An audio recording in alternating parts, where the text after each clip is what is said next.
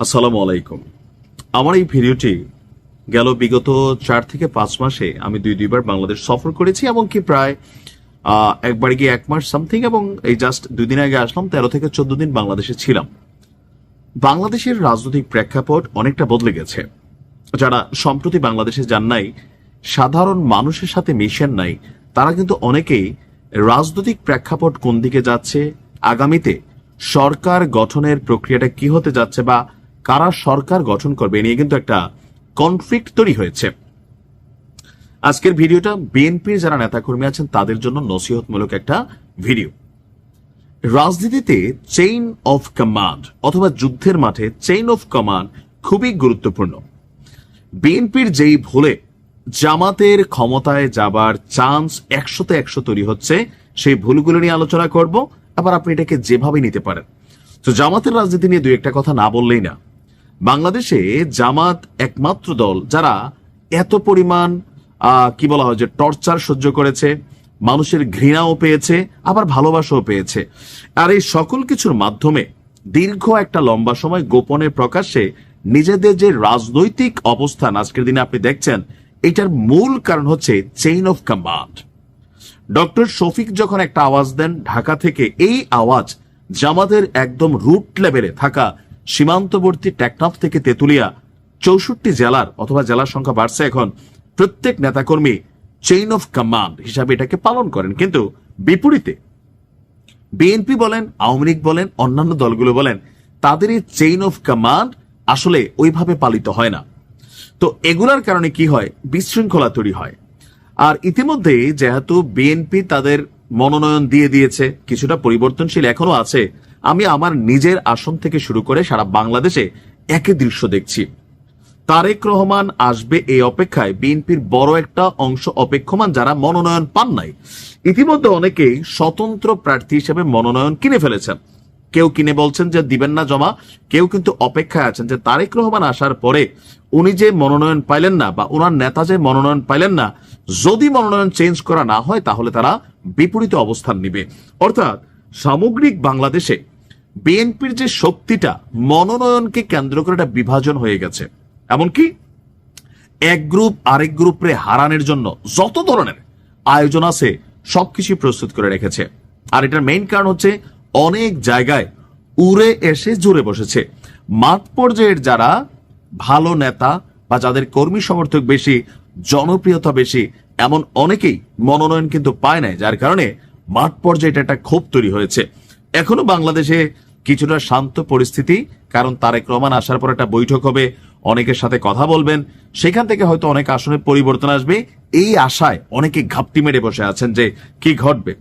কিন্তু তারেক রহমান আইসা তো এক সিটে দুইজনকে দিবে না, একজনকে দিবে।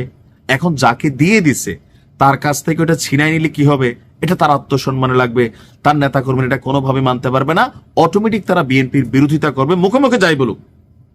জামাত ছাড়া বাকিরা মুখে মুখে যাই বলুক, বিরোধিতা করবে। আওয়ামী লীগ বিএনপিতে এটা হয়।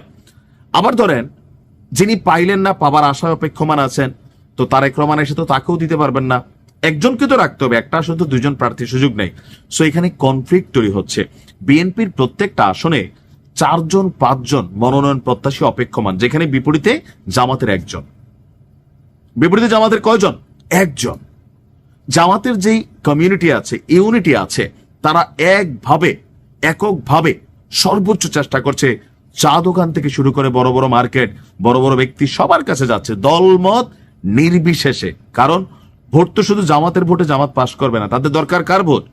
জামাত ঘরানার বাহিরে যারা আছেন তাদের অন্তর জয়ের চেষ্টা করতেছেন।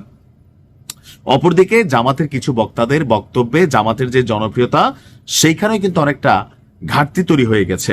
আমি গেল ধরেন 4 মাস আগে যখন বাংলাদেশে গেছিলাম, আর এই জাস্ট লাস্ট 2-3 দিন আগে গিয়ে আসলাম, জামাতের জনপ্রিয়তা 100 থেকে 10% কমছে। আমির হামজা টাইপ কিছু হুজুরদের, আরো কিছু নেতাদের বক্তব্যের কারণে উল্টাপাল্টা মন্তব্য, মানুষ ধর্ম নিয়ে পছন্দ করে না। ধর্ম নিয়ে অতিরঞ্জিত বাড়াবাড়ি করে জান্নাতের টিকিট দেখায় ভোট চাওয়ার যে প্রবণতা, বা হাসরের মাঠে দাঁড়িয়ে পাল্লা থাকবে, এগুলো বাংলাদেশের জনগণ পছন্দ করে না। জামাতের বোঝা উচিত। বাট ওভারঅল যেটা হচ্ছে, জামাত নিজের ভোটে যতটুকু পাস না করবে, বিএনপির বিদ্রোহী প্রার্থী, বিএনপির যারা মনোনয়ন বঞ্চিত আছেন, তারা কোরাম কইরা এখানে বিএনপিকে পাশ করাবে, এটা খুবই কিন্তু মানে উদার মন মানসিকতার প্রয়োজন। আর এটা না হওয়ার সম্ভাবনাই বেশি। কেন? এক এলাকায় যখন 4টা বাঘ থাকে, একটা বাঘকে মনোনয়ন দেওয়া হয়েছে বা তিনি পাশ করে আসলেন, তো আমাদের স্বাভাবিক রাজনৈতিক দলগুলা করে কি ওই নেতা পাশ করার পরে নিজ দলের 3 নেতারে আগে খায়া ফেলে, সেই কর্মীদেরকে খায়া ফেলে। আওয়ামী লীগের সময় আওয়ামী লীগ করা মামলা হামলা এলাকা ছাড়া অনেক মানুষ ছিল। কেন? কারণ যিনি এমপি হয়ে বসছিলেন তিনি মনে করছেন যে অন্য দল আমার জন্য ক্ষতিকর না। কোনটা ক্ষতিকর? আগামী নির্বাচনে যদি আমার নমিনেশন হারাই ফেলি, কারণ এখান থেকে যদি অন্য কেউ পাওয়া যায়, সেই জন্য তার প্রথম কাজটাই ছিল ওই এলাকায় যত তার এন্টি আওয়ামী লীগ আছে, তার বিরোধী আওয়ামী লীগের নেতাকর্মী আছে, তাদেরকে দমন পীড়ন। যেটা আশঙ্কা সবার মধ্যেই যে ধরেন এক্স যিনি মনোনয়ন পাইছেন তিনি যদি পাশ করেন, বিএনপির YZ ABC নেতাদেরকে খায়া ফেলবে, কর্মীদেরকে বড়াই ফেলবে, তিনি তার আধিপত্য কায়েম বিস্তার করবেন। এটা কিন্তু সাধারণ জনগণ থেকে শুরু করে প্রত্যেকের ধারণা। সো আমি জানি না যে জনাব তারেক রহমান দেশে আসার পরে এই বিষয়টাকে কিভাবে ডিল করবেন। ইতিমধ্যে সবাই অপেক্ষমান, পরিস্থিতি থমথমে। প্রত্যেক এলাকায় নেতাকর্মীরা কোনোভাবেই দলের মার্কা ভালোবাসে, কিন্তু নিজের নেতার পক্ষে না আসলে সেটাকে ভালোবাসে না। কুমিল্লা 6 এমন এমন ঘোষণা আছে, আপনারা দেখছেন সোশ্যাল মিডিয়াতে, আর এগুলো কিন্তু বাস্তবায়ন হবে। শুধু কুমিল্লা 6 দৃশ্যপট না, সারা বাংলাদেশে এই দৃশ্যপটটা। অর্থাৎ বিএনপির যেই ভুলটা হবে একতাবদ্ধ না থাকা। বিপরীতে জামাত নিজেদের ভোট তো পাবেই, বিএনপি থেকে যারা মনোনয়ন পাবে না, সো টেকনিক্যালি নিজের দলের প্রার্থীকে হারানোর একটা চেষ্টা থাকতে পারে। যদি এই জায়গায় একত্রিত হতে না পারে, মিলমিশ হতে না পারে, ওই 2 নেতা ক্যামেরার সামনে বসে কি বললো, 3 নেতা ক্যামেরার সামনে বসে কি বললো, এটা জরুরি না। মাঠ পর্যায়ে ওই নেতার কর্মীরা, বিপরীত দলের নেতার কর্মীরা, তারা কতটুকু ভাই ভাই হিসেবে থাকতে পারে সেটা হচ্ছে জরুরি। আর এই কাজটা খুবই কঠিন একটা কাজ। বিএনপি যদি মনে করে যে না, আমি আমার একক ভোটে আমার যে মানে কি বলা যে অনুসারীরা আছে, অথবা আমি দলের মার্কা পাইছি এই জন্য সবগুলা লোক ধানের শীষে ভোট দেবে, কিন্তু ভুল। আমি মানে মাঠের বাস্তবতা বলছি। জামাত এদিক থেকে অনেক গোছালো, তার একটা চেইন অফ কমান্ড, মানে তাদের মধ্যে একতা আছে, অর্থনৈতিক সক্ষমতা আছে, প্রশাসনে তাদের লুক আছে। সো এটা একটা হিউজ চ্যালেঞ্জিং ইলেকশন হবে, এটা মাথায় রেখেন। বিএনপি যদি একতাবদ্ধ থাকতে না পারে, এবার মাঠ পর্যায়ের যে বাস্তবতা, সেখানে বিএনপির ভুলেই জামাত ক্ষমতায় যাবে। নিঃসন্দেহে বিএনপি বড় দল, এককভাবে বিএনপি একমাত্র ক্ষমতায় যাওয়ার অধিকারী। কিন্তু বিএনপির এই সকল ভুল যদি শুধরাইতে না পারে, তারপরে মাঠ পর্যায়ে মামলা বাণিজ্য, চাঁদাবাজি, অনেক কিছুই আছে, এগুলা বাস্তবতা। এগুলাকে কন্ট্রোল করতে না পারলে আরো খারাপ পরিস্থিতি হবে। ভালো থাকুন।